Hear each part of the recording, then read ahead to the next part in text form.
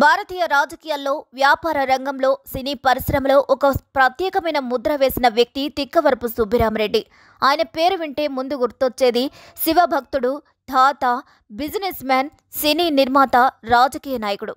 40 ఏళ్ల పాటు రాజకీయాల్లోనూ, వ్యాపారంలోనూ, సినీ రంగంలోనూ చక్రం తిప్పిన టీఎస్ఆర్పై ఇటీవల వచ్చిన దివాలా వార్తలు నిజమేనా? సుబ్బిరామరెడ్డి ఇప్పుడు అప్పుల ఊబిలో కూరుకుపోయారా? ఎంపీగా, కేంద్ర మంత్రిగా, సినీ నిర్మాతగా, వ్యాపారవేత్తగా అన్నిటికీ మించి కళలను ఆదరించే వ్యక్తిగా పేరు పొందిన వ్యక్తి 5 లక్షల రూపాయల అప్పు కోసం చేయి చాస్తున్నారా? తెలియాలంటే వాస్తా స్టోరీ. టి. సుబ్బిరామిరెడ్డి నెల్లూరులో జన్మించారు. ఆయన తండ్రి బాబురెడ్డి, తల్లి రుక్మిణిరెడ్డి. చిన్నప్పటి నుంచే తల్లి ప్రభావం ఆయనపై ఎక్కువ. తండ్రి అంతగా పట్టించుకోకపోయినా తల్లి తన కుమారుడు పెద్ద వ్యాపారవేత్త కావాలని కలలు కనేది.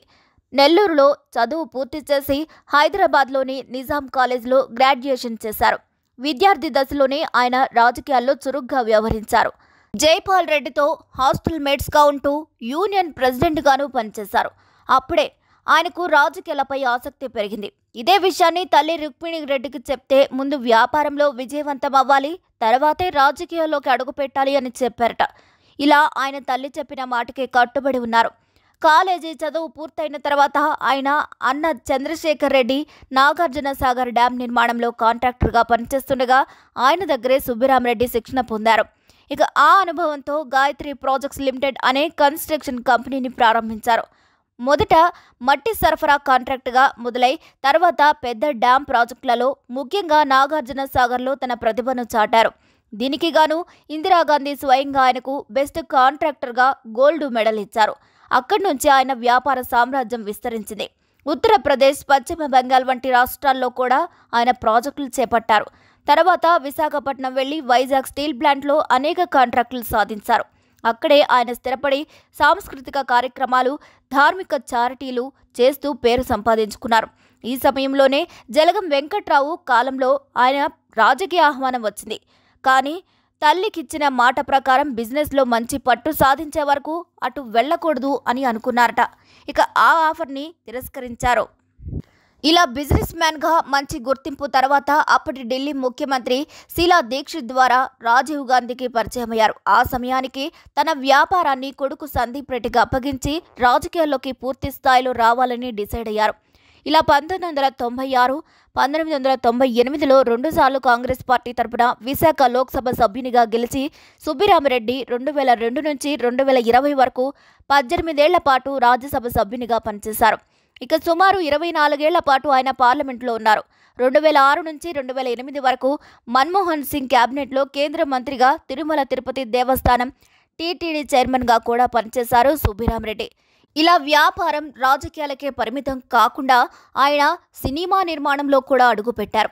హిందీలో చాందనీ, లంహే, స్వామి వివేకానంద, భగవద్గీత వంటి సినిమాలు నిర్మించారు. 1993లో జీవి అయ్యర్ దర్శకత్వంలో చేసిన భగవద్గీత జాతీయ ఉత్తమ చిత్ర అవార్డును గెలుచుకుంది.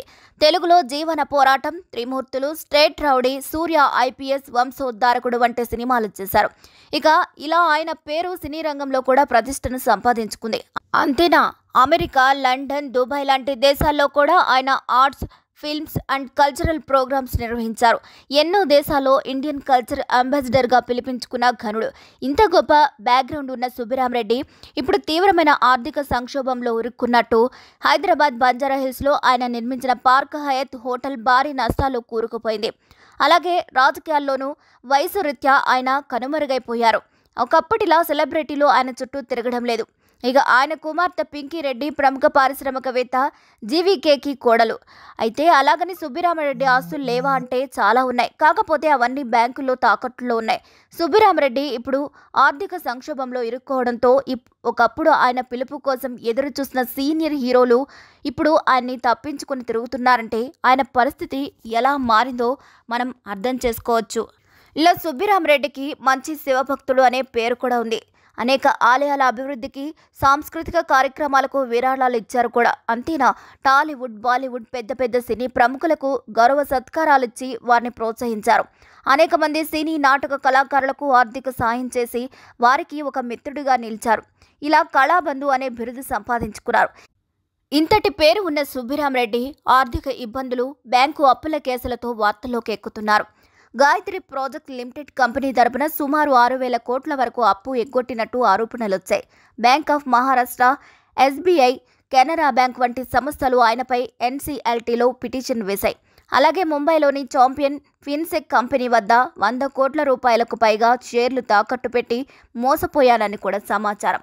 ఇక దీంతో ఇండస్ట్రీలో, రాజకీయాల్లో తెలిసిన వాళ్ళందరికీ కూడా ఆయన ఫోన్లు చేసి 5 లక్షల రూపాయలు, 10 లక్షల రూపాయలు అప్పివ్వమని ఆర్థిక సహాయం అడుగుతున్నారని టాక్. ఇక పాలిటిక్స్, సినిమా, బిజినెస్ వీటన్నిటిలోనూ ఒక వెలిగిన టీ సుబ్బిరామరెడ్డి ఇప్పుడు ఎందుకు అలా అయిపోయారు అని ఎవరైనా అడిగితే ఆర్థిక క్రమశిక్షణ లేకపోవడం, ఫాల్స్ ప్రెస్టేజ్కి పోయి ఎలా పడితే అలా డబ్బు ఖర్చు పెట్టడం, బ్యాంకుల్లో 1,000 కోట్ల అప్పులు తెచ్చి వ్యాపారాల్లో పెట్టుబడులు పెట్టడం అని దివాలా తీయడం కారణమని చెప్తున్నట్లు తెలుస్తుంది. అయితే వాస్తవానికి ఆయన వ్యక్తిగతంగా అంత దారుణ స్థితికి చేరలేదు.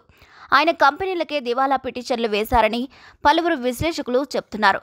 ఇలా టీ సుబ్బిరామరెడ్డి జీవితం సక్సెస్, గ్లామర్, పవర్, కాంట్రవర్సీస్ అన్నీ కలిసిన మిశ్రమంగా మారింది. ఒకప్పుడు దాతృత్వం, సెలబ్రిటీ పార్టీలతో పేరు గడించిన ఈ వ్యాపారవేత్త, రాజకీయ నాయకుడు ఇప్పుడు ఆర్థిక ఇబ్బందులతో ఇబ్బంది పడుతున్నారని వార్తలు రావడంతో ఆయన గురించి తెలిసిన వారు షాక్ అవుతున్నారు. మరి ఈ వీడియోపై మీరేమనుకుంటున్నారో కామెంట్ చేసేయండి. మరిన్ని వీడియోస్ కోసం మా ఛానల్ని లైక్ చేయండి, షేర్ చేయండి, సబ్స్క్రైబ్ చేయండి.